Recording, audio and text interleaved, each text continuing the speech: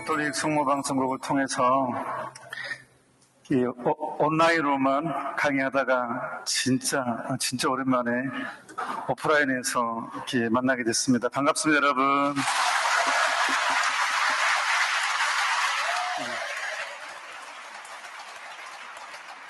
네, 오늘 특강은 게임으로 시작하도록 하겠습니다. 게임으로. 제가 이게 5만 원짜리를 가져왔는데 어디 있습니다. 자, 게임입니다. 게임. 제가 5만 원짜리라고 생각하지 마시고 좀 크게 써서 1,000만 원짜리라고 생각합시다.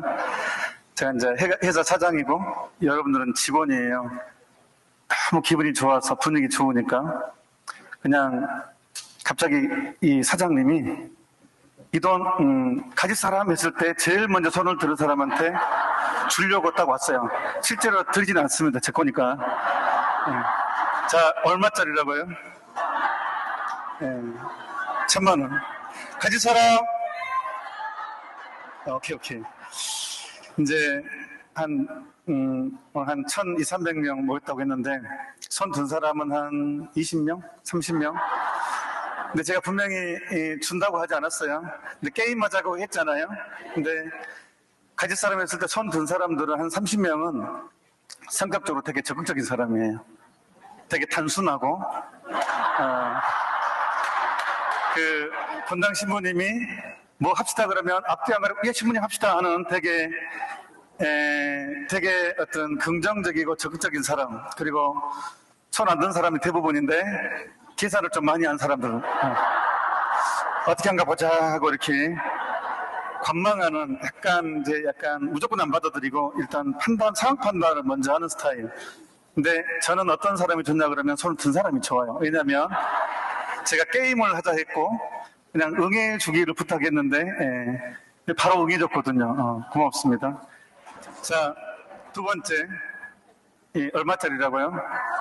1,000만 원짜리. 이 돈을 그대로 완전히 구겨버렸어요. 돈을 완전히 구겼습니다.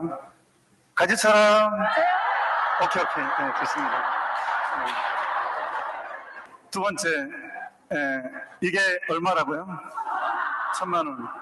이게 1,000만 원이라는 것을 알기 때문에 가질 사람이 줄 때 이 돈이 구겨져도 1,000만 원이죠. 그러니까 당연히 준다고 전제해서 손을 듭니다. 자, 이 돈을 이제 세 번째입니다. 이 돈을 바닥에 떨쳐놓고 밟았습니다. 밟고 짓이겼어요. 이 돈을 완전히 짓이겼어요. 이 돈은 구겨지고 밟혔어요. 가질 사람? 네, 감사합니다. 네. 끝까지 손 안 든 사람들은 고집이 센 사람들. 자, 게임으로 시작하자고 했는데 제가 이거는 그냥 오면서 며칠 전부터 생각을 했어요. 이걸로 시작해야 되겠다. 자, 이 돈은 구겨지고 밟혀도 이 돈의 가치는 하나도 사라지지 않았어요. 비록 이 돈이 구겨지고 밟혔지만 이 돈의 가치는 10원 한 장 손상되지 않았어요. 우리 영혼이 그렇습니다. 우리가 하느님 모창이잖아요. 성서적 표현으로 인간은 하느님의 모창입니다. 비록 내가 살면서 죄도 짓고 상처도 주고 상처도 받고 억울한 일도 많이 겪고 무엇보다도 죄 짓지만 하느님이 나를 바라보시는 눈빛은 변하지 않았어요. 하느님이 나를 바라보는 그 마음은 참마음은 눈꽃만큼도 변하지 않았는데 문제는 내가 변해요. 그것이 문제입니다. 신앙생활의 가장 무서운 유혹이 뭐냐 그러면 우리가 수없이 많이 듣거든요. 강론을 통해서, 성서를 통해서, 친구들을 통해서 하느님은 사랑이시다 라는 얘기를 정말 많이 들어요. 귀에 못이 박히게 듣습니다. 그런데 정작 그 하느님의 사랑을 나한테 적용시킬 때 자신이 없어요. 그리고 진짜 무서운 유혹은 나한테 무슨 우환이 있어요.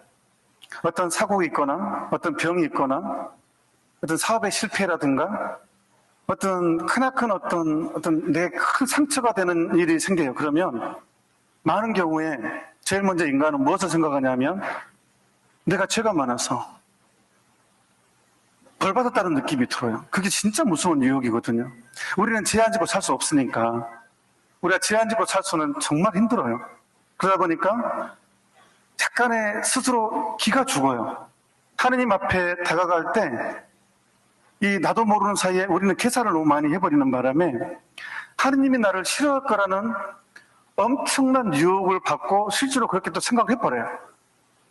그러다 보니까 하느님이 사랑이라고는 믿지만 다른 사람들한테 적용할 때는 정말 자신 있게 말하지만 나한테 정말 적용할 때는 자신감이 없다는 거예요.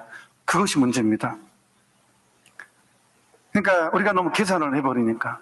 근데 이 돈이 구겨지고 밟혀도 돈에 대한 가치는 하나도 손상되지 않았듯이 인간이 비록 죄도 짓고 상처도 주고 상처도 받고 하지만 내 품위, 하느님의 모상이라는 내 품위는 손상되지 않았거든요. 그리고 무엇보다도 예수님께서는 나만 포기하지 않으면 절대 그분 포기하지 않으셔요. 근데 문제는 내가 스스로가 자신감을 잃어버리고 상처를 받아버리고 내가 스스로를 거절해버려요, 그분은. 이게 이제 인간의 치명적인 병, 절망의 유혹에 떨어져 버려요. 근데 우리는 절대적으로 믿어야 돼요. 하느님은 나를 거절할 수 없다. 어떠한 상황에서도 나만 거절하지 않으면 그분은 나를 절대로 거절할 수 없다. 그게 법칙이에요. 사랑이 법칙이에요. 부모가 어찌 자식을 거절할 수 있겠어요? 자식이 아무리 못된 짓을 해도 부모만큼은 절대 거절할 수 없어요.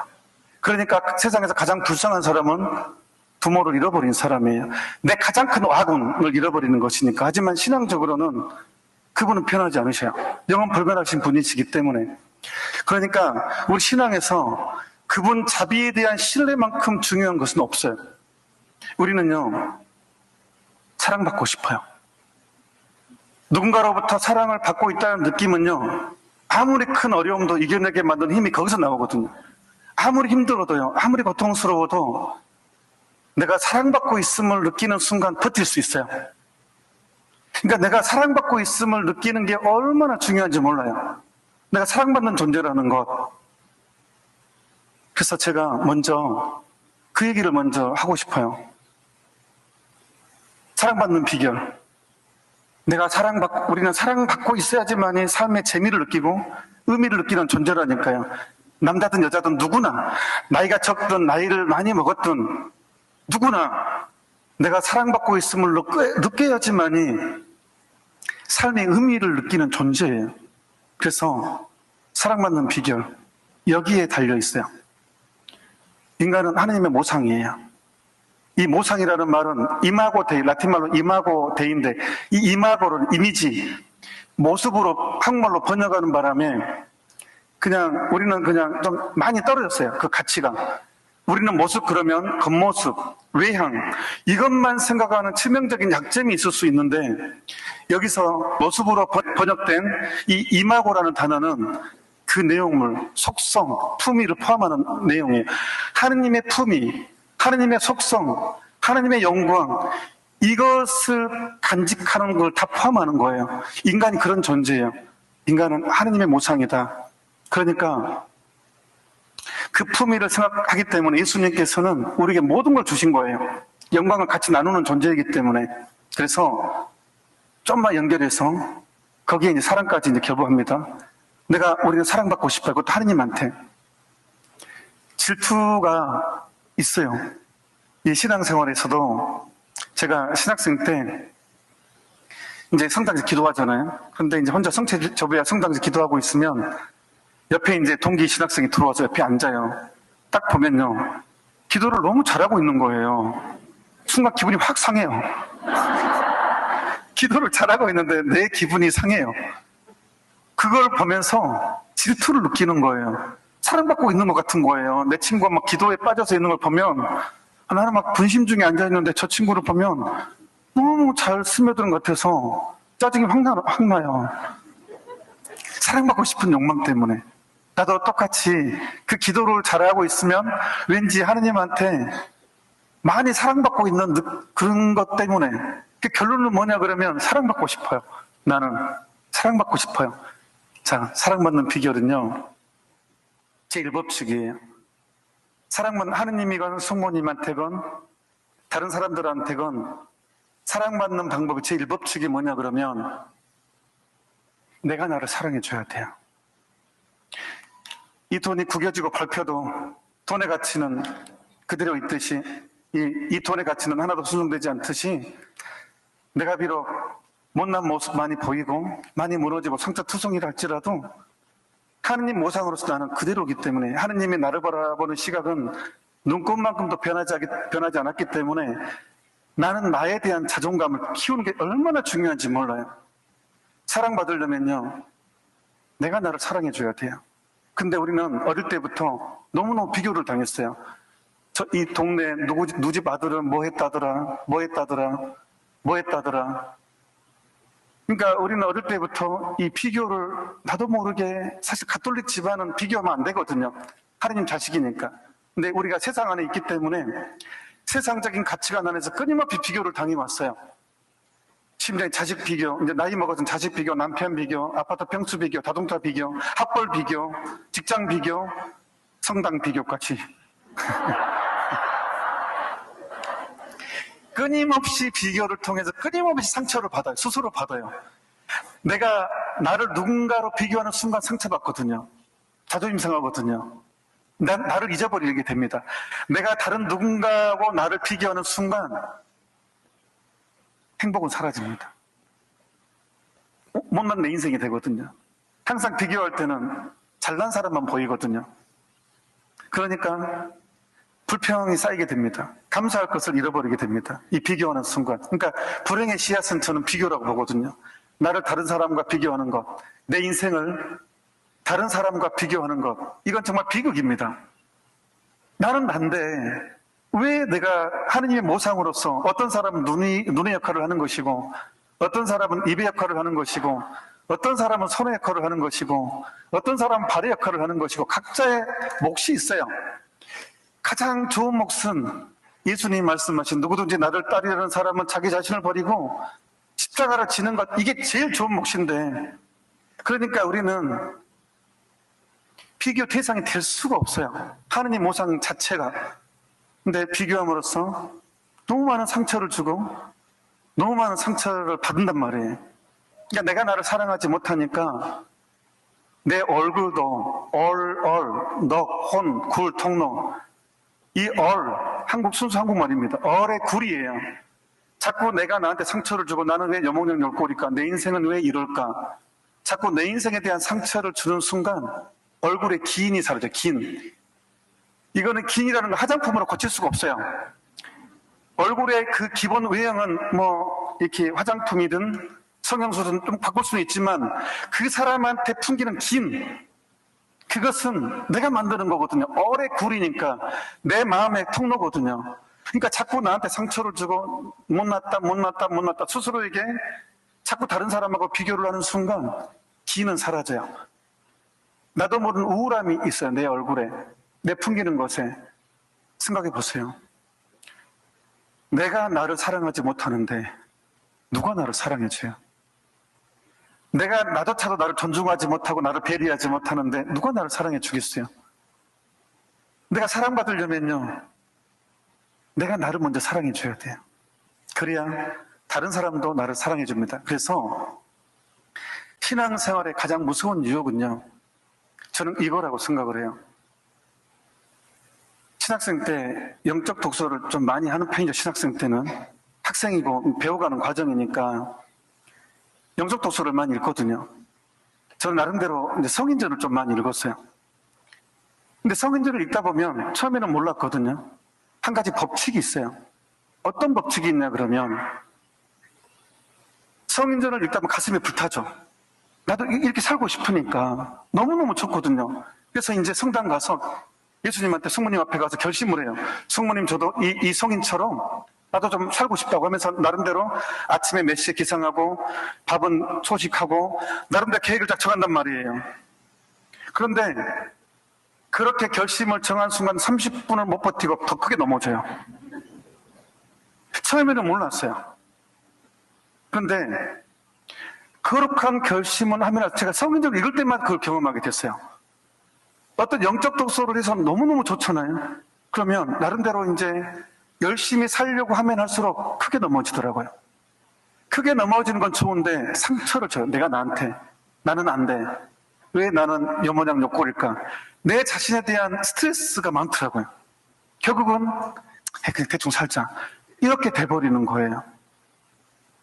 그러니까 제가 대품 비전 때, 이제 대품 비전이라는 것은 부재제품 받고 1년 살고 드디어 사제제품 받기 직전에 받는 10일에서 15일 정도 받는 일반적으로 마지막 비전, 그리고 끝나면 바로 사제제품씩 가거든요. 그걸 대품 비전이라고 그래요. 근데 대품 비전 때 수도의 신부님이 이제 비전 지도를 해주셨는데 그 기억만 지금도 또렷해요. 다른 것은 하나도 기억 안 나요. 되게 좋긴 좋았는데, 비전이 정말 좋았는데, 대침묵을 10일 동안 대침묵이었거든요. 몇일 동안. 근데 다른 건 기억이 하나도 안 나요. 근데 이것만 지금도 기억나요. 무엇이었느냐? 그 신부님이 이런 얘기 했어요.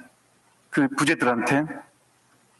신앙생활에서 이런 법칙이 있다. 도가 한 자 잘하면 마도 한 자 잘한다. 도가 두 자가 잘하면 마도 두 자가 잘한다. 도가 세 자가 잘하면 마도 세 자가 잘한다. 그러니까 이 영적인 투정이 얼마나 심한지 몰라요. 오늘 복음이 뭐예요? 나는 세상에 불을 지르러 왔다 해요. 오늘 어떤 복음으로 할지 모르겠지만 오늘 미사통상문에 매일미사 책에 나와 있는 것은 나는 세상에 불을 지르러 왔다. 5가정 있는데 아들이 아버지하고 맞서고 며느리가 시어머니하고 맞서고 그런 내용이에요. 오늘 내용이. 이것은 뭐겠습니까? 가정을 파탄시키자는 게 아니라 그만큼 이 영적 투쟁이라는 것은 정말 심하다. 우리가 영적인 길을 가려면 얼마나 많이 수없이 넘어져야 되는지 몰라요. 정말 숱하게 우리가 많이 이 신앙적으로 발달하고 싶지만 그만큼 많이 넘어지게 됩니다. 내 비참한 모습을 많이 본다는 뜻이에요. 못난 내 모습을 정말 많이 보게 됩니다. 정말 그 돌아보기 싫은 내 못난 모습. 그래서 다른 사람이 나한테 상처 주는 것보다 진짜 무서운 상처는 내가 나한테 주는 상처. 나는 왜 여몽년 욕구래? 나는 왜 이 정도밖에 안 될까? 이렇게 많은 은총을 누리고서도 나는 왜 이 정도밖에 못할까? 그게 가장 괴롭더라고요. 저는 성서에서 베드로의 3일이 저는 되게 묵상이 잘 돼요. 저절로. 베드로가요, 예수님 모른다고 3년 동안 같이 먹고 마시고 최고로 사랑을 받는 제자잖아요. 너는 반석이다에까지 인간이 누릴 수 있는 최고의 특권을 누린 베드로가 예수님이 가장 힘들 때 도망갔어요. 그 비참하게 매맞고 고문당했을 때 예수님만 못 보고 난 저 사람 모르고 사람 접을 소리 하지 마시오 하면서 난 저 사람 모른다고 하고 도망갔어요. 그리고 이제 3일 동안의 암흑이죠. 예수님 돌아가시고 그때 베드로는 자기를 용서해야 되는 엄청난 시련이 있었을 거예요. 아마 베드로는요, 도망치고 나서 자기를 정말 자포자기 유혹이 수없이 왔을 거예요. 너는 정말 나쁜 놈이다. 어떻게 네가 그럴 수가 있냐. 내가 당신을 위해서 뭐든지 하겠다고. 그렇게 베드로 보세요. 정말 순박하신 분이고 열정도 있으시고 대단하신 교회 반석 아닙니까? 근데 베드로가 진정한 베드로로 거듭나기 위해서는요, 자기를 용서해야 되고 자기를 받아들여야 되는 엄청난 이 순간이 있었다는 거예요. 저는 그 이후에 베드로를 생각이 많이 나더라고요. 사제생활 하면서. 와, 이것을 견뎌내야겠다. 이 자포자기의 유혹, 포기하고 싶은 유혹, 대충 살고 싶은 유혹, 이것을 수없이 그런 절망적인 상황에서 베드로는 자기를 받아들입니다. 그리고 물론 이 받아들이게 되는 이유는 예수님의 말씀을 기억에 넣겠죠. 발을 닦아주면서 예수님이 발을 닦아줄 때 그냥 서서 발을 닦아줄 수가 없잖아요. 너는 나를 배신할 것이다 라고 미리 알고 있었다는 것. 그러면서 무릎을 꿇고 이 배신자를 무릎을 꿇고 자기의 발을 닦아줬다는 이것을 기억했을 거예요. 베드로는. 와, 나를 알고 불러줬구나. 이 배신을 알았구나라는 이것으로 일어날 힘을 받았을 것 같아요. 그리고 극적으로 자기를 용서했기 때문에 나타나죠. 다른 형제들한테. 그렇기 때문에 우리는 이것을 사실은 감당해야 됩니다. 특히 체납걸로는요, 아무나 못해요. 이 체납걸로 한다는 것은요, 고통스러운 일이에요. 완전 정면으로 세상적인 상식과 거슬러 살아도록 요구하시거든요. 숙모님이 직접적으로 요구하셔요. 순결한 삶을 살라고 요구해요. 요즘 같은 세상에. 아니, 스마트폰, TV, 옛날에야 가능할 수도 있겠죠. 기껏 KBS, MBC밖에 없었어요. 기껏 야한 것도 명확장밖에 없었어요. 그것도 밤늦게. 근데 지금은요, 스마트폰, 내 피부에 피부 신체 일부가 됐어요. 내가 안 보려고 해도 떠요, 떠. 근데 우리는 호기심이 있거든요. 특히 신부들은요, 결혼생활 하지 않았어요. 성을 포기한 사람들이 인간의 본능 그대로 두고, 아니, 어쩌라고 하느님께서는 사제생활을 하게 하려면 본능을 없애주시던가, 여자를 없애주시던가, 아니, 어쩌다가 그대로 놔두고 요즘 같은 세상에 독신생활을 하라고 요구하시냐고요. 아니, 왜 순결을 요구하시냐고요. 어쩌라고. 그대로 요구하시거든요. 이 책 읽는 거 보통 일이 아닙니다. 이 책 읽고 기도한다는 거 쉬운 일이 아닙니다. 그러니까 도가 한 자 잘하면 마도 한 자 잘하고요. 도가 두 자가 잘하면 마도 두 자가 잘하고요. 도가 세 자가 잘하면 마도 세 자가 잘합니다.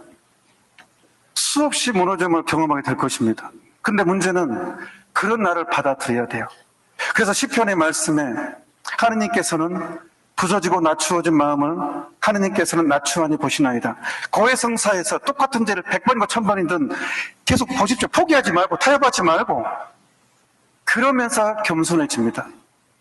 제가 신학교 들어갈 때 너무너무 불후의 명저 교황 요한 바로 2세께서 지으신 희망의 문턱을 넘어서 다행히 번역이 돼서 나온 그 책이 있었거든요. 근데 제가 신학교 들어갈 때 그 책을 읽었어요. 들어가기 전에. 근데 내용이 좀 처음에는 어려웠어요. 근데 어려울 때는요, 반복해서 읽으면 돼요. 내용이 어렵다고 계속해서 반복해서 읽으면 더 보여요. 그렇죠. 근데 되게 위로가 되는 내용이 있었어요. 교황님께서 뭐라고 하냐 그러면 우리는 실패를 통해서 더 많은 교훈을 얻습니다. 근데 우리나라 속담에 있죠. 실패는 성공의 어머니라고.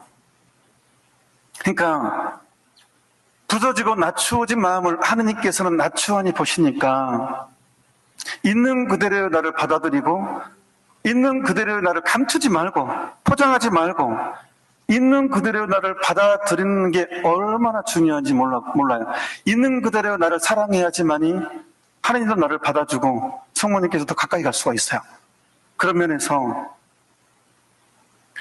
오늘 박수를 치는데 어쩌면 최초로 태어나 처음으로 누구한테 나한테 여러분들은 단 한 번도 어쩌면 단 한 번도 내가 나를 향해서 박수를 친 적이 없을 가능성이 상당히 있습니다.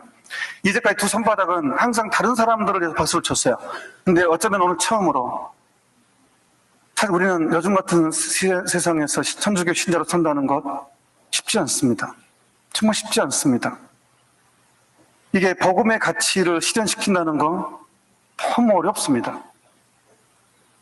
제가 군대를 갔는데 이 얘기만 하고 오늘 이 얘기는 염두에 없었는데 원고대로 안 하는 게 이런 또 장점이 있습니다. 이 얘기는 그냥 도움이 될 것 같아서 제가 군대를 갔거든요. 그때 천주교 신자 세례받은 지 3년밖에 안 됐어요. 군대 갔을 때.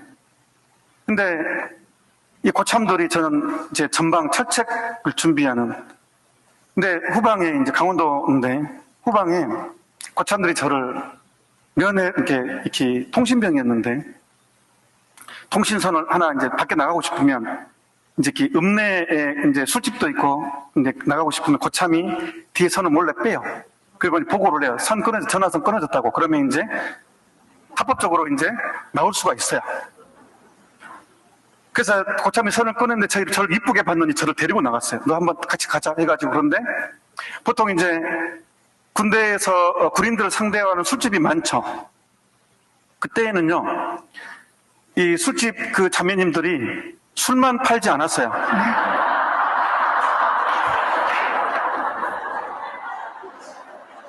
술만 팔지 않았고 커피도 팔았어요. 근데 이제 고참이 어김없이 술집에 데려갔어요. 근데 제가 목줄만 지키고 있었어요. 본능적으로 누가 시키지 않았는데 바로 목줄을 뺐어요. 목줄을 빼고 바로 집어넣었습니다.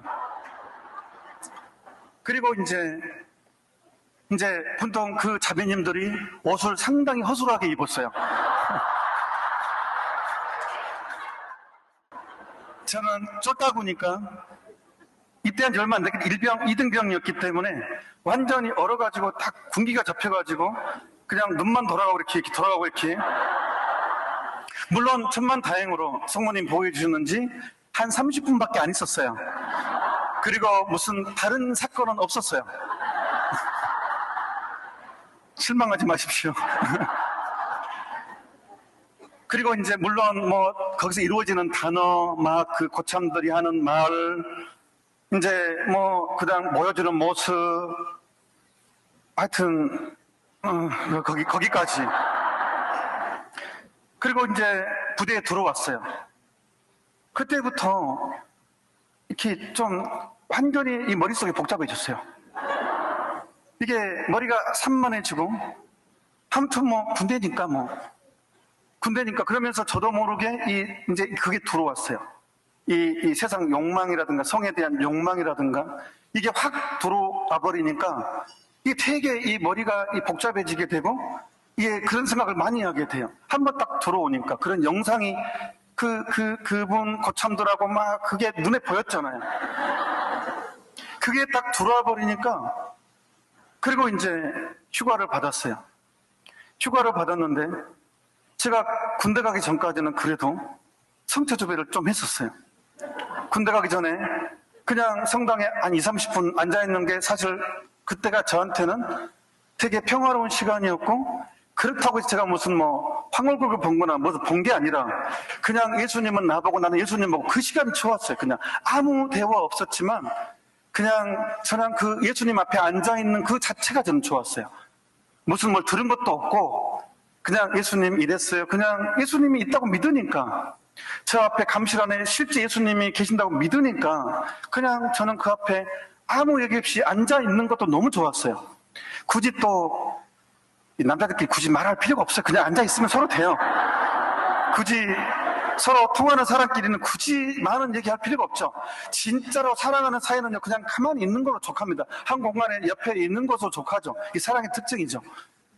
그러니까 그냥 저는 그냥 예수님 앞에 앉아 있었어요. 군대 가기 전에 저의 그래도 나름의 신앙 생활에서 성체 앞에 앉아 있는 게 너무 좋았는데, 제대 이제 휴가 나와서, 제대가 아니고 휴가 나와서 그래도 다행히 집회를 먼저 가기보다 성당부터 갔어요. 제가 다니던 성당을.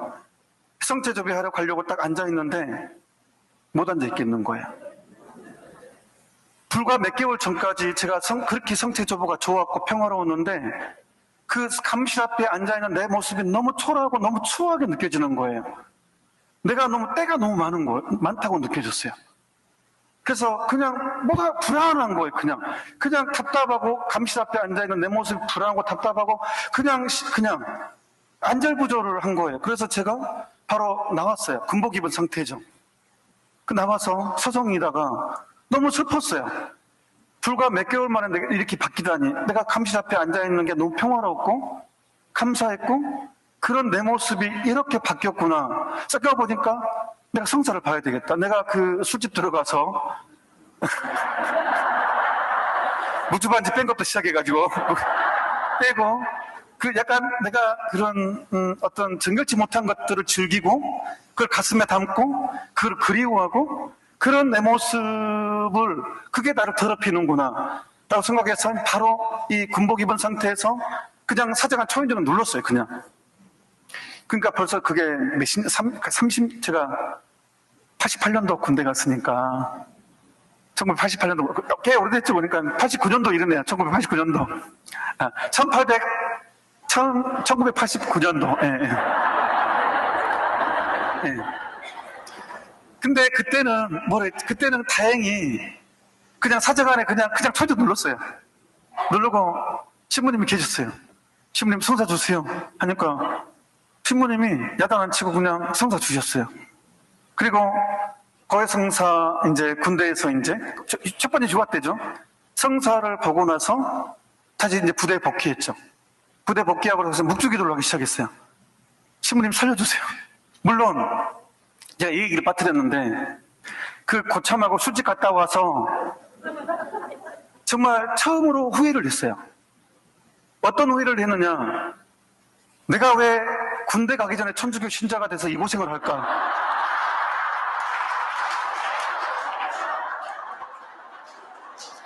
내가 제대하고 세례받을 걸 군대 가기 전에 천주교 신자가 되어버리는 바람에 모든 게 다 걸리는 거예요.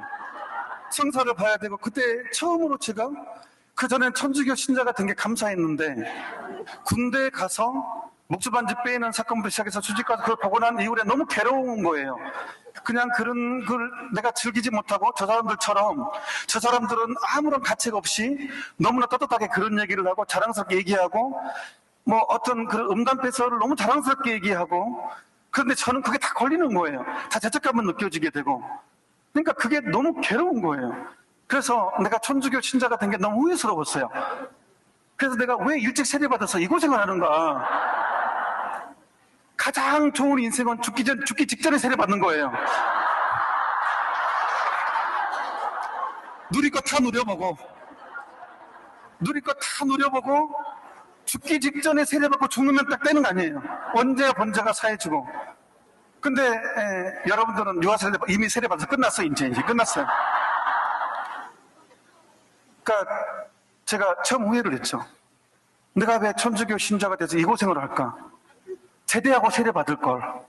좀 즐기고 누리고 좀 술집도 좀 편하게 좀 술도 마시고.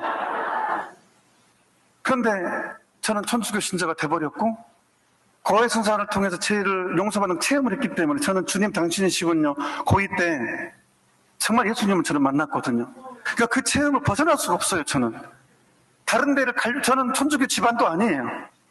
고등학교 6학년 때 세례받아서 주님 당신이시군요를 이미 경험해버렸기 때문에 다른 데 갈 수가 없다니까요. 다른 것을 할 수가 없어요. 직장 생활을 했죠, 저는. 근데 더 이상 갈 수가 없어요. 이 길을 하지 않으면 어쩔 수 없이 붙잡혀서 이렇게 사는 거예요. 그러니까 그때도 내가 왜 천주교 신자가 돼서 이 고생을 하는가? 어쩔 수 없이 세례 받아서 어떻게 했겠어요? 그래서 결국은 첫 번째 휴가 때 세례를 받았죠. 고해성사를 보고 다시 이제 부대에 들어가서 묵주기도 했죠. 살려달라고. 어쩌자고 이러시냐고 이렇게. 그래서 진짜 묵주기도 했어요. 계속. 뭐 근무할 때 묵주기도 했어요. 그리고 이제 드디어 저희는 30개월 딱 병장으로 30개월 딱 하고 춘천에서 기차를 타고 이제 오는데 그때는 기차에서 맥주도 팔았거든요. 딱 맥주를 한잔 딱 들키고 오는데 너무 행복한 거예요. 내가 천주교 신자라는 게. 내가 천주교 신자라는 게 너무 감사한 거예요. 그래서 내가 묵주기도 하면서 그래 버텼구나. 내가 이렇게 버틴 거에 대해서 너무 고마운 거예요. 그래서 천주교 신자라는 걸 다시 한번 감사드렸죠. 그런데 비극은요. 그렇다고 제가 잘 사는 것이 아니라 수없이 넘어지고 수없이 무너지지만 그래도 그 힘은 얻었어요. 다시 일어서는 용기. 제가 가톨릭 교회에서 가장 큰 것. 저는 여러분들은 하느님 그러면 어떤 생각이 먼저 드십니까? 저는요. 사랑이시다. 이것을 하도 많이 들어서 약간 식상한 부분이 없지 않아 있을 수 있는데 저는 사제생활 하면서도 천주교 신자로 살면서도 사제로 살면서도 하느님 그러면 가장 많이 저한테 느껴지는 그 부분은 기다려주시는 분, 참아주신 분, 나를 기다려주시는 하나님, 끝까지 기다려주시는 하나님. 우리 박수 한번 칠까요? 끝까지.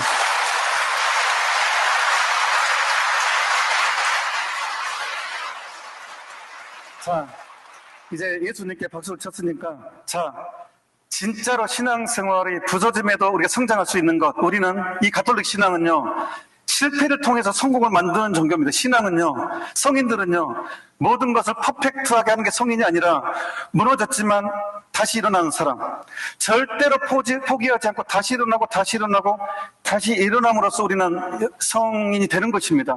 그러니까 여러분들 정말 여기에 있잖아요. 우리 천주교 신자를, 요즘 같은 세상에 천주교 신자로 산다는 것 정말로 힘듭니다. 그리고 더군다나 체나콜로 한다는 것 더더욱 힘듭니다. 성모님 요구는요 너무 세요. TV도 보지 말아요. 이 책 첫 장부터 책 덮을 뻔했어요. TV 보지 말아요. 신문도 보지 말아요. 그만큼의 영적 수련에 대한 확고한 지침이 있거든요. 근데 여러분들은요 이것을 하자고 지금 여기 모인 사람들이에요. 수없이 성당 천주교 신자로 살면서 상처 안 맞는 사람 있겠어요? 본당 신부님한테, 본당 수녀님한테, 사목회 임원한테, 레지오 단장님한테, 국장님한테 상처 안 받고 이 자리에 있을 수 있냐고요. 하지만 여러분들은 그걸 이겨낸 사람들이에요. 가정생활 하면서 상처 안 받는, 이혼하고 싶지 않고 참도 끝까지 당신 좋아하는 사람 있냐고요? 없다고요. 하루에도 20번 올라온다고요. 하지만 지금 버티고 있다고요. 심지어는요 자포자기 유혹도 와요. 자살의衝動도 느낀다고요. 하지만 여러분들은 지금 그걸 이겨내고 이 자리에 있다고요. 직장생활도 마찬가지예요. 수없이 포기하고 싶고 수없이 그만두고 싶고 하지만 여러분들은 자포자기하지 않았고 냉담하지 않았고 끝까지 일어서서 이 자리에 있는 거예요. 천주교 신자로 살고 있고 성모님의 사랑받는 아들딸이 되기 위해서 이 자리에 있는 거예요. 그러니까 오늘 내 자신에 대해서, 여러분 자신에 대해서 진짜로 고맙다, 여기까지 와줘서 고맙고 포기하지 않고 이 자리에 있어서 고맙다라는 차원에서 자기 자신한테 박수 한번 쳐주십시오. 한 번 더 쳐주세요. 한 번 더.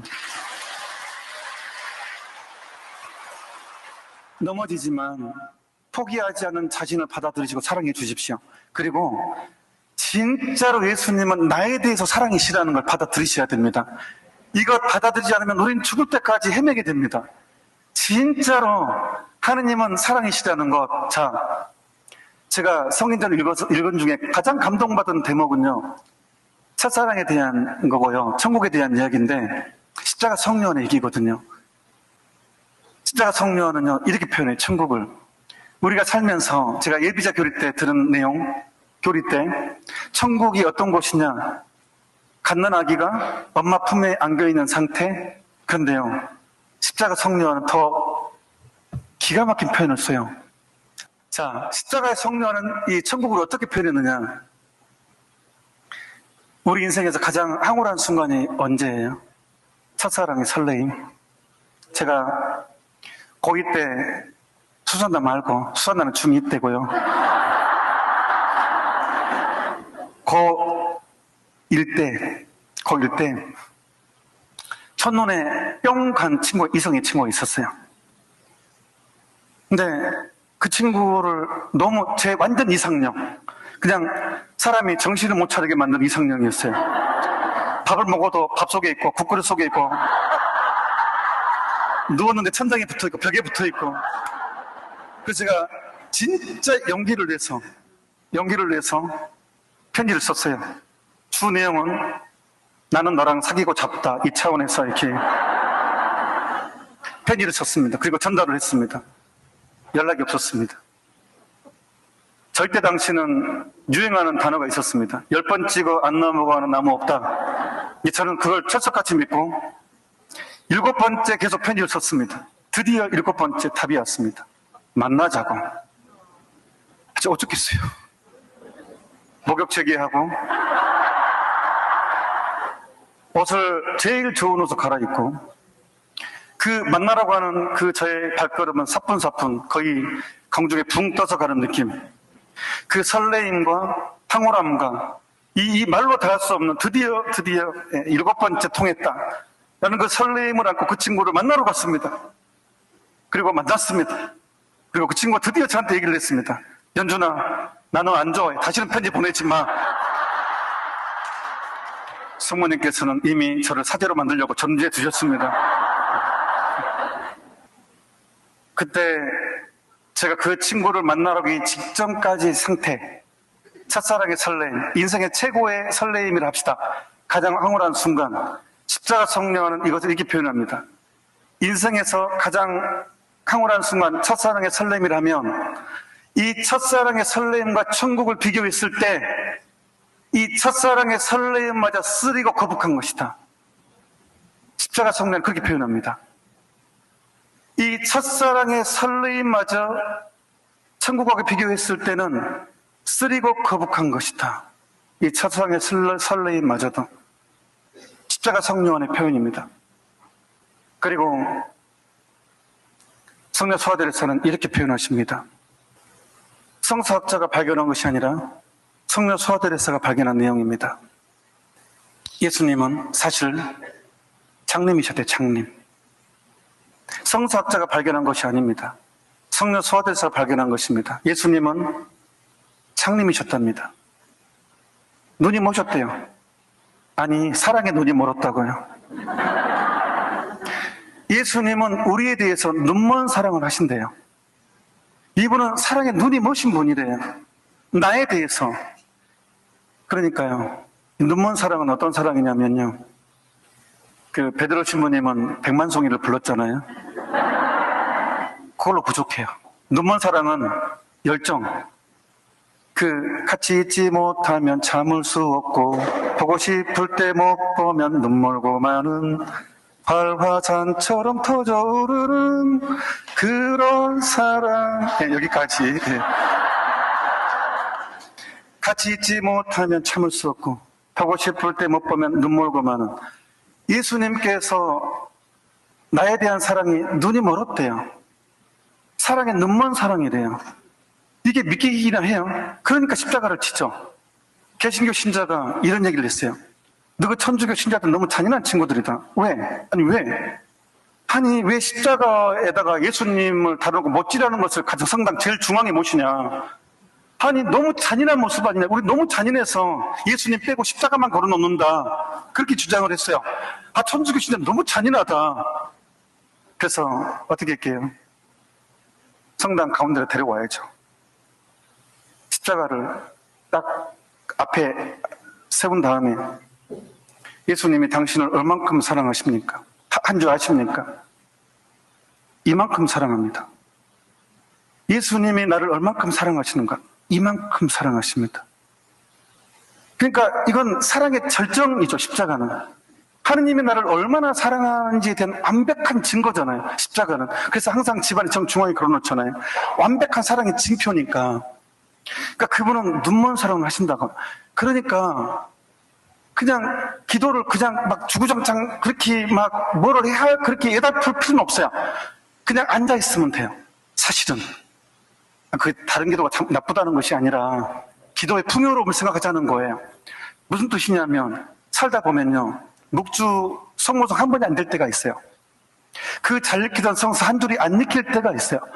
인생의 무게로 넘어질 때, 정말 너무 괴로울 때, 너무너무 많은 상처를 받을 때요, 정말로 아무것도 할 수 없을 때가 있어요. 기도 한 줄, 성서 한 줄 할 수 없을 때가 있어요. 그럴 때요, 걷기만 하면 돼요. 걸을 수만 있으면 돼요. 그냥 걸어서 그냥 예수님 앞에 앉아 있으면 돼요. 감실 앞에 그냥 앉아 있으면 돼요. 당신이 사랑하는 사람 알아서 하시라고. 죽어가니까 당신의 사람 죽어가니까 알아서 하십시오. 사랑하게 되면 배짱이 생기거든요. 사랑을 믿으면요, 그 사람에 대한 사랑을 믿으면 사람이 용기가 생깁니다. 배짱이 생깁니다. 사랑 때문에. 사랑의 특징은요, 용기입니다. 용기. 그러니까 그냥 앉아 있으면 된다니까요. 그냥 굳이 구구절절 얘기할 필요도 없어요. 아니까. 예수님은 알고 계시니까 그냥 앉아 있으면 돼요. 알아서 하시라고. 알아서 하시라고. 그러면요, 눈먼 사랑은요, 도와주지 않고는 못 베깁니다. 정말 자기가 사랑하는 사람이 힘들어하면요, 그 사람도 똑같이 힘들어서 못 견딥니다. 그래서 못 베깁니다. 예수님은요, 얼마나 인간적인 줄 아십니까? 성인전을 보잖아요. 성녀 소아데레사 첫 서원 때 어떤 일이 벌어진 줄 알아요? 성녀 소아데레사가요, 너무 예수님을 사랑해서요. 법적이 16살도 안 됐는데 교황님 쫓아가가지고 교황님한테 교회법 좀 풀어달라고, 나 일찍 들어가고 싶다고 해가지고 교황님이 허허허 웃으면서 정말 주님이 원하시면 되겠지 했는데 진짜로 15세 6개월인가 4개월에 들어갔어요. 16세가 안 됐는데. 근데 아무튼 성령 소아들에서 드디어 이 나이에 들어가서요. 첫 성원을 하는데요. 어떤 일이 벌어진 줄 알아요? 그 동네에 눈이 내렸대요. 눈이. 그 겨우 눈 내릴 타이밍도 아니고 노도 아닌데 눈이 내렸대요. 그냥. 보통 우리 백만장자가 옛날에 뭐 결혼 기념하면요 비행기를 뿌리잖아요. 비행기를 뿌려가지고 뭐 연기로 막 사랑해 뭐 해가지고 하잖아요. 그 뉴스에 한번 나오잖아요. 백만장자. 근데 예수님은요 눈을 내려버려요. 눈을. 그냥 하늘에 눈을 내려버려요. 성령 소아대 첫 성원 때 자기가 사랑하는 사람을 위해서 굉장히 인간적인 멋지신. 근데 우리에 대해서, 여러분 한 사람 한 사람에 대해서 눈먼 사랑을 하신다고요. 그러니까 절대 자기 자신에서 수그러들면 안 된다는 거예요. 못난 내 인생을 하면 그 자체가 예수님 마음 아프게 하는 거예요. 그 다음 두 번째는요, 성례 파우스트한테 이런 얘기를 하셨어요. 거해성사 보고 나서 진짜 내 죄가 용서됐을까라고 의심하는 것은 내 뺨을 때리는 것과 같다 그랬어요.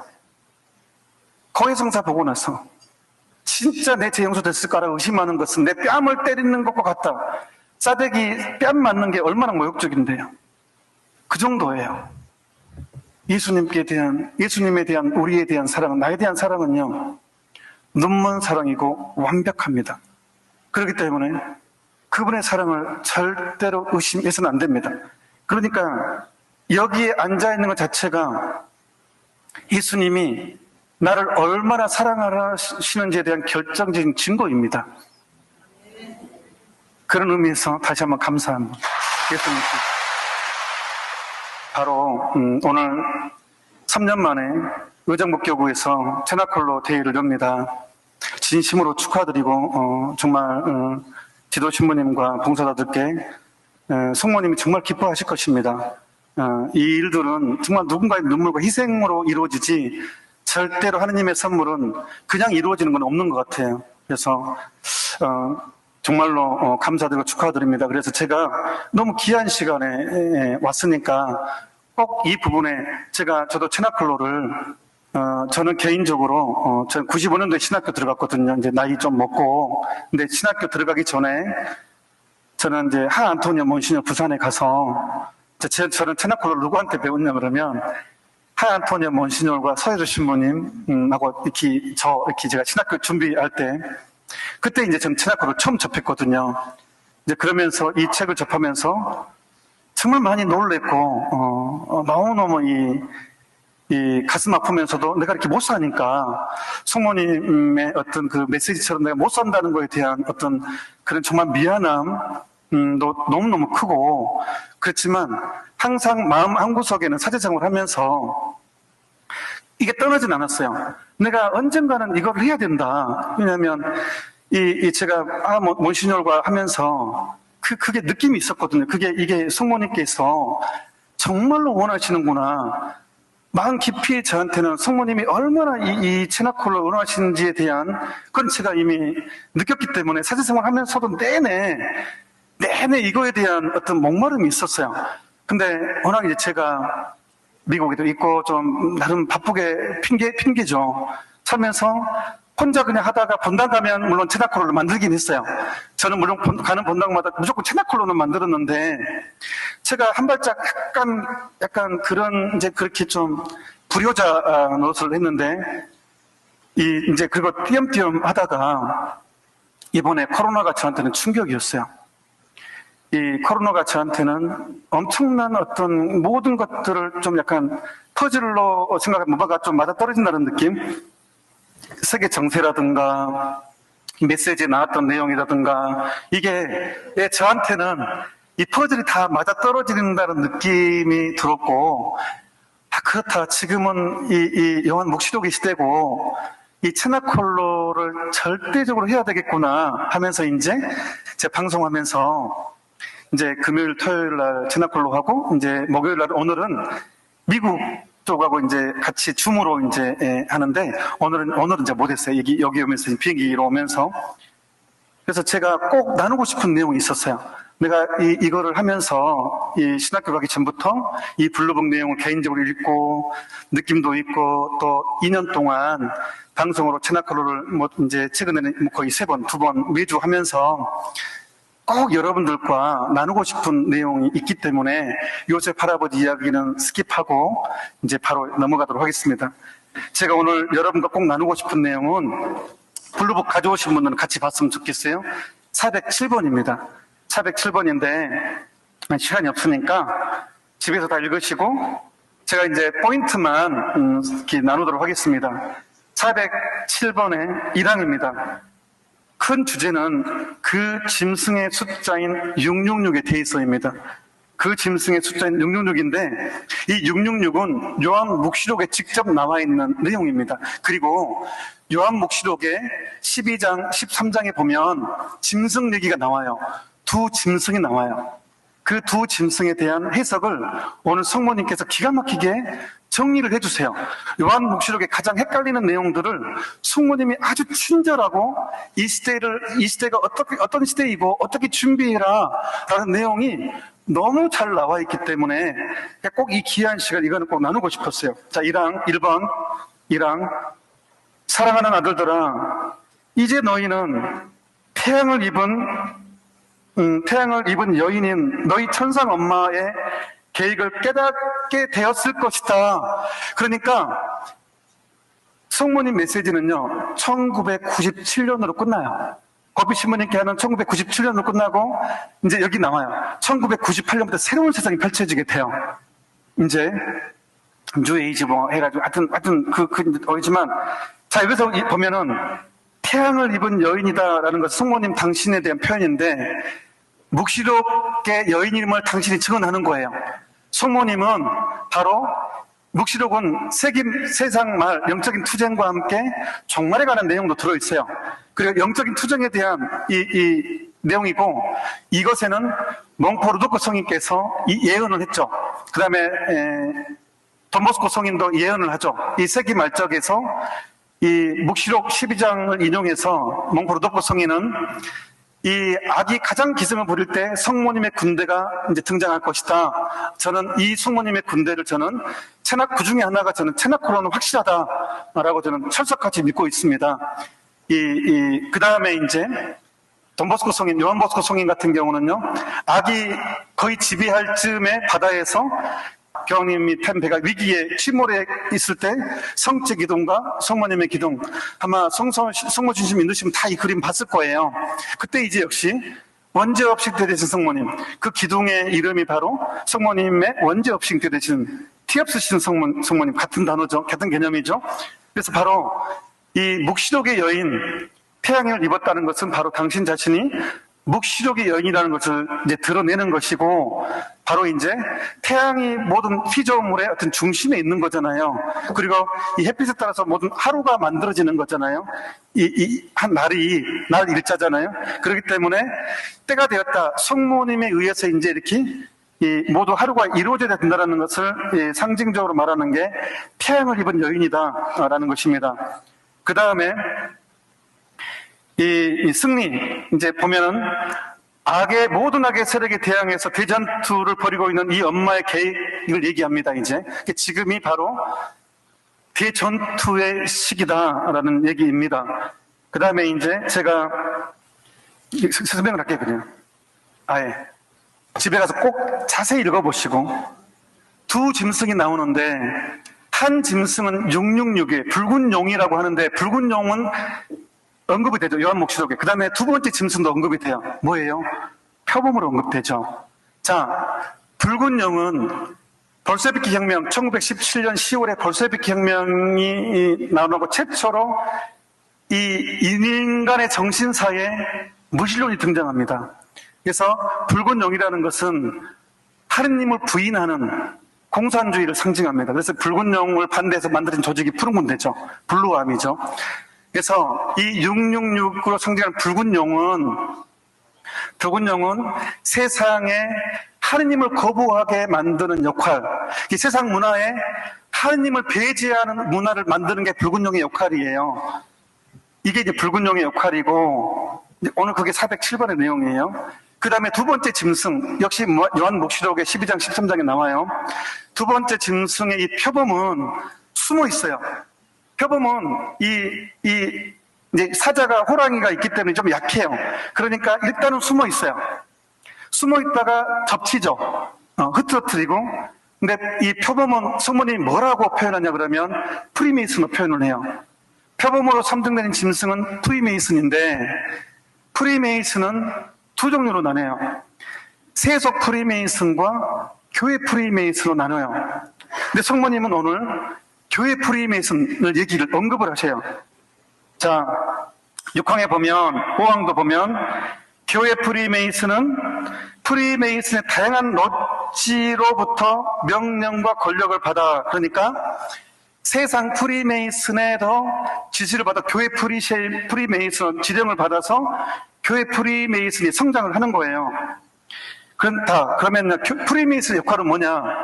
불균형의 역할은 하느님을 부정하는 문화를 만드는 거예요. 이게 불균형이고 무신론적인 체계를 만드는 거예요. 세상의 모든 정치, 경제, 모든 문화에 하느님을 배제하는 문화를 만드는 게 불균형의 역할이고, 이제 이거는 급격히 벌세비키 혁명 이후에 만들어진 거죠.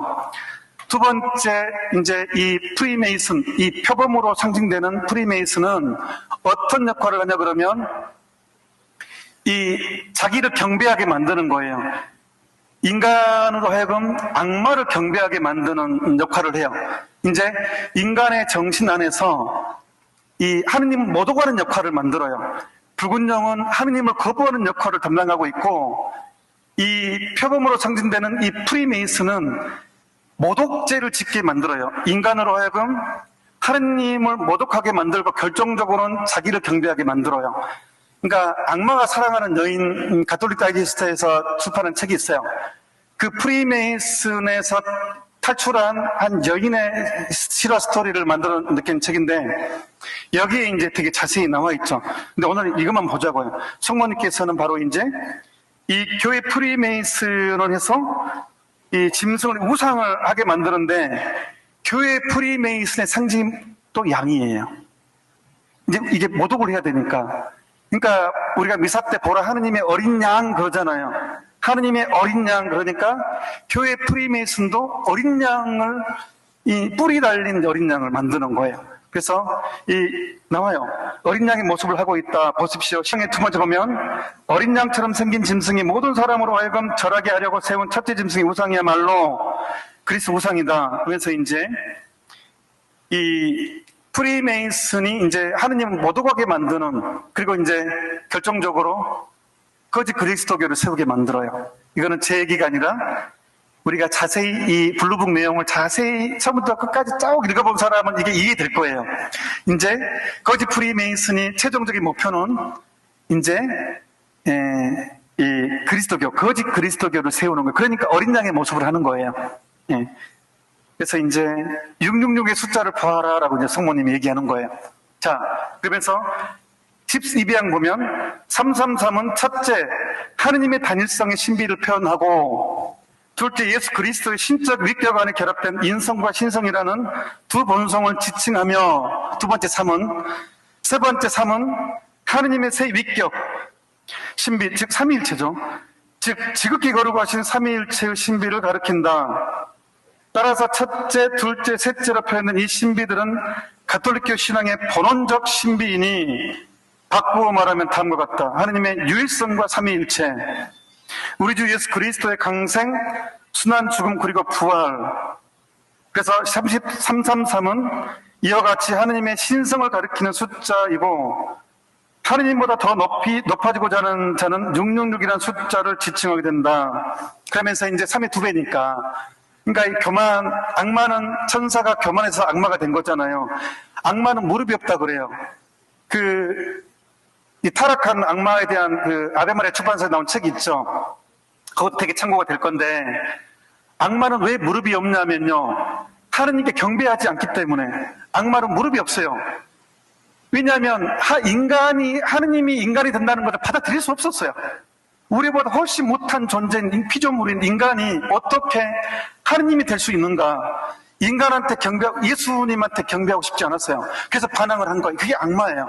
악마는 무릎이 없어요. 무릎을 꿇을 수가 없어요. 무릎을 꿇기를 거부절하는 게 악마예요. 그러니까 우리가 이 전례 때 무릎 꿇는 게 얼마나 중요한지 몰라요. 아무튼 666은 교만을 상징합니다. 악마를 상징하고 루치페를 상징하게 되고 붉은 용을 상징하고 또한 프리메이슨을 상징하기도 합니다. 근데 이거는 이제 여담인데요. 다른 내용인데요. 이 얘기 안 하려다가 빌 게이츠가요 칩을 만들었잖아요. 그래서 특허를 냈거든요. 근데 이건지는 아니겠죠. 특허 번호가 060606이에요. 네, 특허 번호가. 이건 아니겠죠. 네. 그냥 여담으로 말하면 합니다. 여담으로. 아무튼 그러니까 우리가 친화콜을 하려면요 얼마나 겸손해야 되는지 몰라요. 그러니까 제가 간절하게 돋보이고 싶은 마음 생기면 안 돼요. 악마는 꼭 그걸 이용합니다. 내가 다른 사람들로부터 돋보이고 싶다. 드러나고 싶다. 다른 사람이 나를 열심한 신자로 봐주기를 원하는면요 꼭 악마는 그 사람을 이용하게 되어 있습니다. 십자가 성령의 말씀입니다. 그러니까 이 체납권을 하려는 사람은요 성모님의 발 뒤꿈치에 신심이 있어야 돼요. 철저하게 첫째도 겸손, 둘째도 겸손, 셋째도 겸손해야 돼요. 겸손의 정의는 뭐냐? 십자가 성령은 남이 나를 무시했을 때 기뻐할 줄 아는 힘, 내가 무시당했을 때 상처받지 않고 기뻐할 줄 알면 겸손한 거예요. 아고스티노 성인은 하느님 앞에 내가 누구인지 아는 것, 이게 겸손이라고 그랬고, 아무튼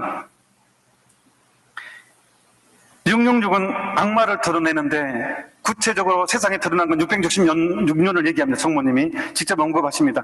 이슬람을 얘기합니다. 666년 이슬람을 얘기하는데 목주기도 성월이 어떻게 해서 만들어졌어요? 10월 7일 레판토 해전이죠. 이슬람이 그 지중해에서 이슬람과 그리스도 가톨릭 국가의 전쟁이죠.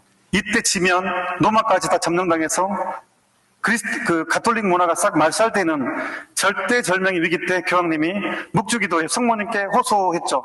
전 신자들에게 묵주기도 바쳐달라고 성모님의 도움을 청하자고 해가지고 렘파토 해전에서 박살을 냈죠. 그래서 그거를 기념해서 10월 7일이 바로 묵주기도의 날이고 10월이 로사리오 성월이 된 것입니다. 그 다음에 또 지나서 비엔나 전투, 역시 지금 오스트리아 비엔나가 이 이슬람에 의해서 완전 점령, 군사적으로는 몇 배가 되는 20만 대군이 점령했을 때 한 사제가 등장합니다. 그 사제에 의해서 비엔나 전투에서 이 그리스도교 국가가 그 전 병사들이 승리를 하게 돼요. 이때 졌으면 뭐 오스트리아부터 시작해서 싹 전 유럽이 이슬람은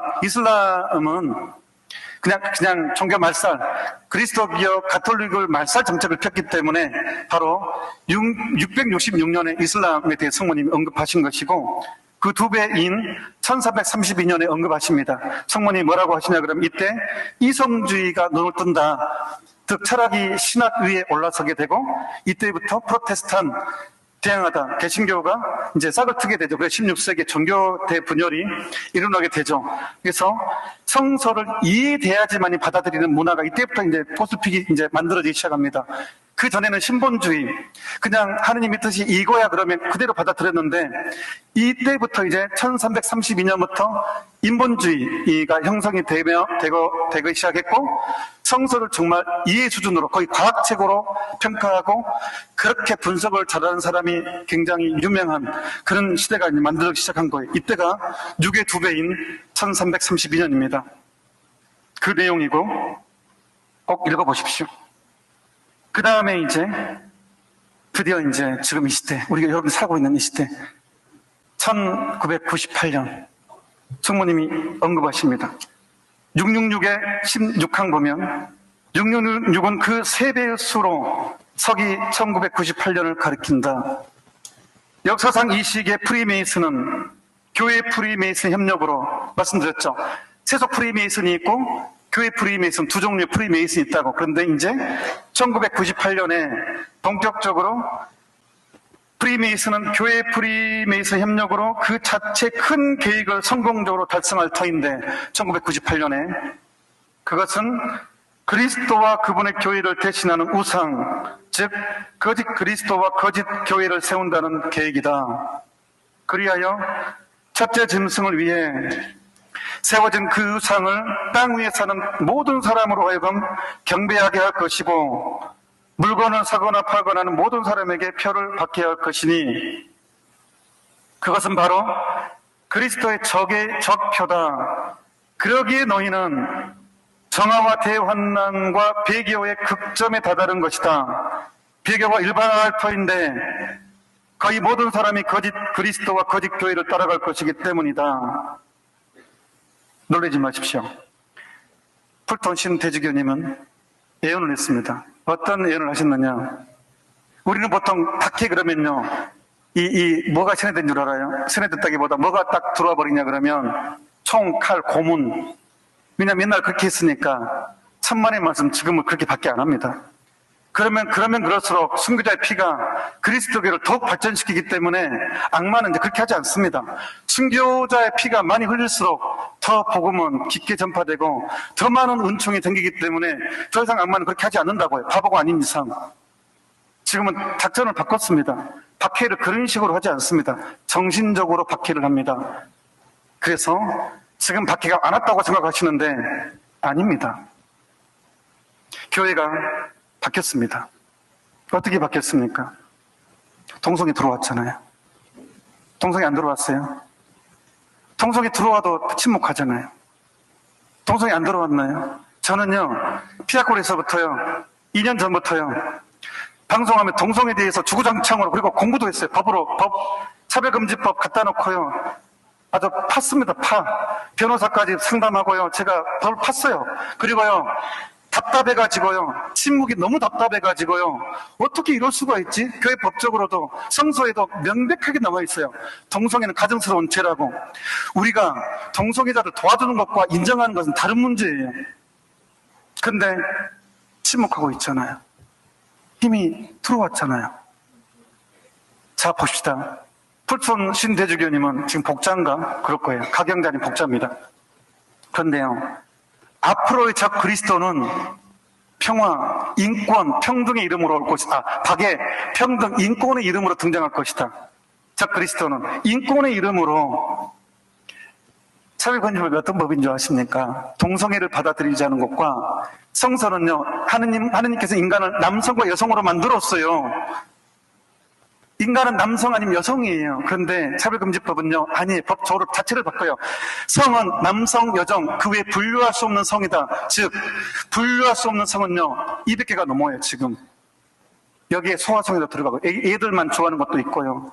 스타킹 보고 흥분하는 애들도 있고요. 차량 성애자도 있고요. 다성애자도 있고요. 양성애자도 있고요. 간성도 있고요. 혼자 여러 명 상대할 수 있어요. 이게 다성이고요. 인간이 짐승을 상대할 수 있어요. 이게 수간이고요. 이게 다 들어있어요. 이것은 본인의 성적 취향은 그 사람이 이르니까 존중해라. 법적으로 존중해라. 법적으로 보호해주는 법이 차별금지법이에요. 제가 이것을 자세히 설명했어요. 젠더는요, 뭐냐 그러면요, 육체적으로 남성, 여성인데 내가 결정할 거예요, 성은. 그리고 어릴 때부터 여러분 자녀에게 너는 여자야, 너는 남자라 말할 수 없어요. 법으로 금지되는 거예요. 차별금지법이 돼버리면. 성은 네가 결정해. 남자애한테요, 치마도 입혀야 돼요. 학교에서 치마 입히게 할 거예요. 왜? 치마도 입어보고 바지도 입어보면서 성은 네가 결정하는 거야. 이것을 교육하게 만드는 게 차별금지법이에요. 그리고 학문 선교를 어릴 때부터 가르쳐요. 초등학교 때부터. 이게 차별금지법이에요. 동성애도 똑같이 정당하게 가르쳐야 되니까. 이게 법으로, 그리고 이거 비난하면 벌금 물게 돼 있어요. 평등 이렇게 나와 있어요. 막대한 법을 물게 돼 있어요. 그래서 소급 적용돼가지고. 그런데요, 저는요, 묻고 싶어요. 이 말 안 하려고 했는데 어떡하겠어요? 누군가는 죽어야죠. 그게 사실 거짓교회면 어떡할 거예요? 신부님들 몇 분 계시는데 저는 묻고 싶어요. 신호다리 앞서 기도하죠. 아무도 차별하지 않게 해주시고. 이거 동성애 지지하는 내용 아니에요. 아무도 차별하지 않게 해주시고. 동성애는 그러면 어떡하라는 거예요? 낙태 죄 아니에요. 어떻게 낙태가 인권이 될 수 있어요? 자, 볼까요? 지금 대통령은 아니지만 대선 후보 때 낙태를 건강보험에 적용시키자고 하는 후보가 있었어요. 낙태를 건강보험에 적용시키재요. 그러면요, 낙태가 인권이 돼요. 권리가 돼요. 그나마 양심의 가치라도 있어야지 구원의 가능성이 있죠. 근데 낙태를 건강 몸에 적용시키면 인권이거든요. 그리고 권리가 되거든요. 낙태해줘, 인권이야. 어쩔 거예요. 근데 왜 우리는 침묵해야 돼요? 그거를 철회시키고 지지하도 지지해야죠. 가톨릭 교회는 공식적으로 서원을 보내서 이걸 철회해라, 그러지 않으면 당신 지지할 수 없다, 이 말을 해야 돼요. 하지만 그 말을 하지 않고 지지했어요. 저는 얘기했어요. 이것 저희 대장한테 가서 이것 이렇게 얘기했다, 이것 공식적으로 서원 보내서 이것을 처리하게 만든 다음에 지지를 해야 된다. 그래야 다른 사람이 지지지 않는다. 모르겠어요. 있는지 안 했는지는 모르겠지만 이미 하느님의 가르침이 아닌 것이 교회 안에 울려 퍼진다면 교회는 희망이 없죠. 가르침이 아닌 것이 마치 교회의 가르침이 돼서는 안 돼요. 적어도 우리는 아닌 것은 아니다고 말을 해야 돼요. 십계명에 어긋나는 것은 어긋났다고 얘기해야 돼요. 불리하다고 침묵하면 안 되죠. 그래서 성모님은요, 사랑하는 아들들아, 너희가 지금 묵시록의 시대에 살고 있고, 나와 함께 용기를 내서 저 그리스도에 대항해서 나를 따르라 해. 그래서 이제 18장에 보면 용기를 내어라. 내 작은 아들들아, 부디 굳건한 사람들이 되어라.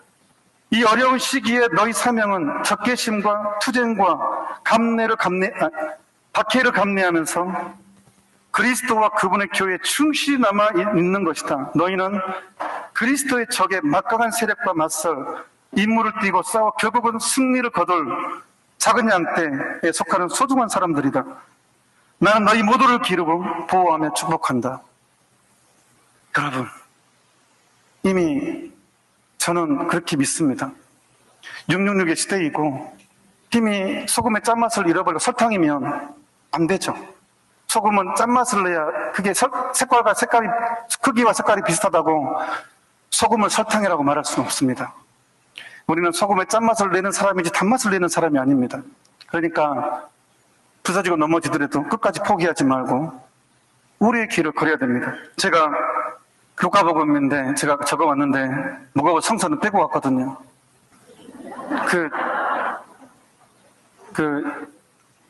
가방에 좀 적어서 그 성서를 같이 읽고 싶었는데 어떤 내용이냐 그러면, 사실은 제가 주교님들한테 편지를 썼습니다. 왜 차별금지법이 교회에서 가톨릭 교회에 침묵돼야 되는지 모든 주교님과 주교님 편지를 썼습니다. 제 이름으로. 근데 그 내용의 마지막에 제가 이런 얘기를 썼습니다. 자칫 잘못하면 우리는 예수님께로부터 이런 얘기를 들을 수 있습니다. 예수님께서 베드로한테 사탄아 물러가라. 너는 하느님의 일은 생각하지 않고 사람의 일만 생각하는구나. 바로 거짓 그리스도교의 목표가 이럴 것입니다. 하느님의 일은 생각하지 않고 사람의 일만 생각하는구나. 교회의 반석인 베드로도 이런 얘기를 들었어요.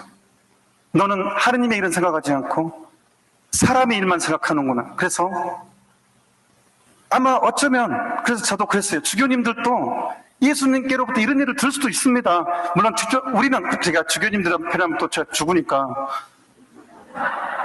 우리는 이런 얘기를 들을 수 있습니다. 너는 하느님의 일은 생각하지 않고 사람의 일만 생각하는구나. 그래서 우리가 소금의 짠맛은 내야 됩니다. 그래서 체나콜로는 절대로 포기해서는 안 됩니다. 성모님은요, 왜 체나콜로를 만들었냐면요,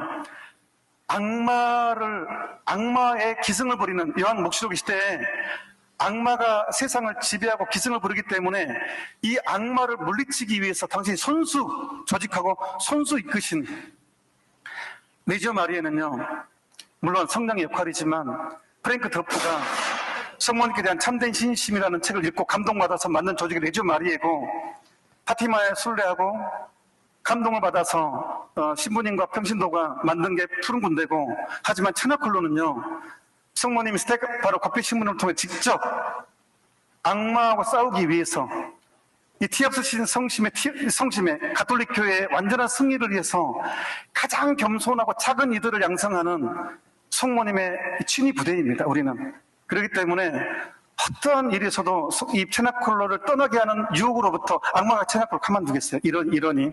그러니까 악마는 어떤 식으로든지 이 체나콜로를 떠나가도록 작업할 겁니다. 분명히 이 자리에도요, 분명히 아마 신부님들도 진리의 책 조금만 한번 공부해 보십시오. 마치 그 표딱지가 성체에 만약에 그 진리의 책 십자군 운동 조금만 봐도 오류라는 걸 바로 볼 수 있거든요. 그 사적 계시가 어떻게 진리의 책일 수가 있겠습니까? 그 자체가 오류거든요. 그리고 조금만 표딱 인장, 그것을 성체가 우리에게는 구원의 표징이지, 그거를 간직해야지만 구원받고, 말도 안 되는 이 논리거든요. 그것 결탄코 저는 반대합니다. 그거는 오류입니다. 그 다음에 루이사 피카레타, 오류입니다. 책을 자세히만 읽어보십시오.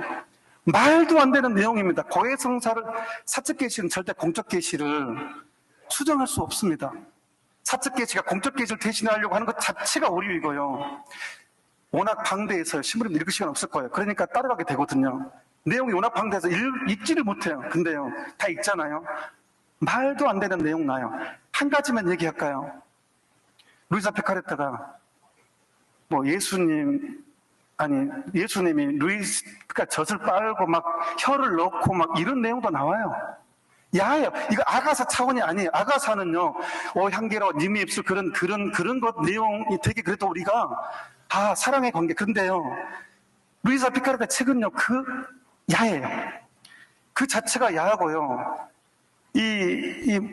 그 전성에는 루이사 피카레타만 모든 걸 가지고 있다고 생각을 해요. 완전히 오릅니다. 제가 약속 드립니다. 올해가 가기 전에 탈탈 털고 있습니다. 제가 그 책 정말 많이 검토하고 있고, 명백한 오류가 나와 있어요. 명백하게 증명할 수 있으니까 눈길도 두지 마십시오. 여러분, 그건 정말 오류입니다. 루이사 피카레타 복자도 아닙니다. 복자로 쓴다는 복자도 아니고요. 교회 문헌도 지금 번역하고 있는데요. 신앙교리성에는요, 루이사 피카레타 교구에 신앙교리성 반대한다는 공문이 저한테 번역돼 있어요. 제가 그것까지 다 제가 시켜줄 거예요. 그러니까 이 체나콜로를 떠나게 하는 모든 것으로부터 이겨내시길 바랍니다. 오늘 제가 또 가야 돼요. 여기까지 하겠습니다.